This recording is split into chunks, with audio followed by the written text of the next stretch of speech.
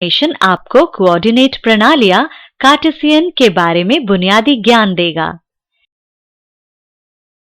इस सत्र के अंत में आप कार्टेशियन प्रणाली के ज्ञान द्वारा किसी वस्तु का 3D स्पेस में स्थान निर्दिष्ट कर सकेंगे। आप एक कमरे में बैठे हैं। आपके सामने आपको 2 दीवारें और फर्श दिखाई दे रहा है। अब उस कोने पर ध्यान केंद्रित करें जहां 2 दीवारें और फर्श मिल रहे हैं। इस पॉइंट को O मान लेते हैं। आप पॉइंट O से 3 रेखाओं को निकलते हुए देखेंगे, बाएं से दाएं, ऊपर से नीचे और आगे से पीछे। ठीक है ना? हर रेखा या दिशा X, Y और Z नामक अक्ष को दर्शाती है। बाईं दाईं दिशा को आमतौर पर X अक्ष कहते हैं। ऊपर से नीचे की दिशा को आमतौर पर Y अक्ष कहते हैं। आगे से पीछे की दिशा को आमतौर पर Z अक्ष कहते हैं। इसे बेहतर रूप से समझने के लिए आइए सामने की दीवार पर एक ग्राफ पेपर लगाते हैं और ये लीजिए, हो गया। अब हम तैयार हैं। 0 मान वाला ये समान पॉइंट O शुरुआती पॉइंट है। आप सभी कुछ यहीं से मापते हैं। आइए अब X अक्ष को देखते हैं। इसमें दाईं ओर के सभी मान सकारात्मक होते हैं और बाईं ओर के सभी मान नकारात्मक होते हैं। आइए अब X अक्ष को ऊपर की ओर 90 डिग्री घुमा देते हैं। ये नई लाइन Y अक्ष में मिल जाती है। आप देखेंगे कि O के ऊपर के सभी पॉइंट सकारात्मक हैं और पॉइंट O के नीचे की ओर सभी पॉइंट्स नकारात्मक हैं।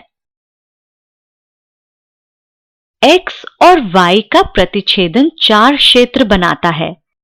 चलिए उन्हें वृत्त का चतुर्थ भाग यानी क्वाड्रेंट बुलाते हैं और उनका नाम रखते हैं क्वाड्रेंट 1, क्वाड्रेंट 2, क्वाड्रेंट 3 और क्वाड्रेंट 4। क्वाड्रेंट 1 में X और Y का मान सकारात्मक है।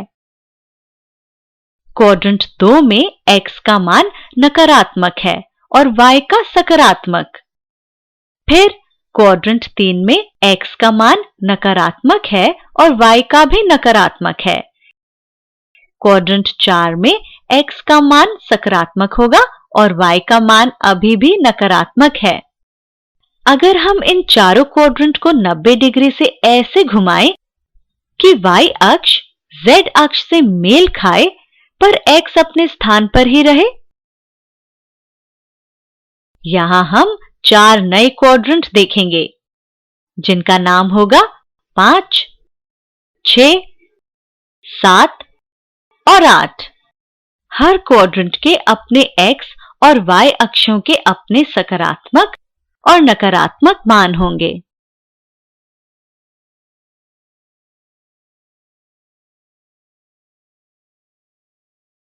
यहां ये आसानी से समझ आता है कि जब पॉइंट दाईं ओर जाता है तो X बढ़ता है।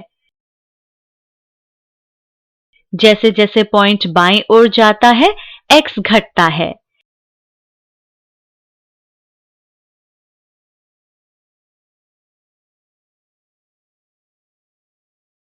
जब पॉइंट ऊपर की ओर जाता है तो Y बढ़ता है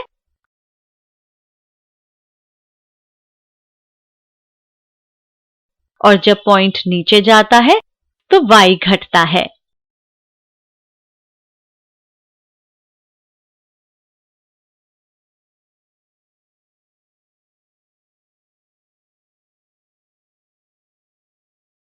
इसी प्रकार जब पॉइंट सामने की ओर जाता है तो Z बढ़ता है और जब वो पीछे की ओर जाता है तो Z घटता है। ये 3 अक्षीय संदर्भ यानी कि रेफरेंस प्रणाली कार्टेशियन कोऑर्डिनेट प्रणाली कहलाती है। इसका इस्तेमाल एक 3D यानी कि 3 आयामी वस्तु के गुणों को परिभाषित करने के लिए किया जाता है, जिसमें उसकी स्थिति, घुमाव और स्केल शामिल होते हैं।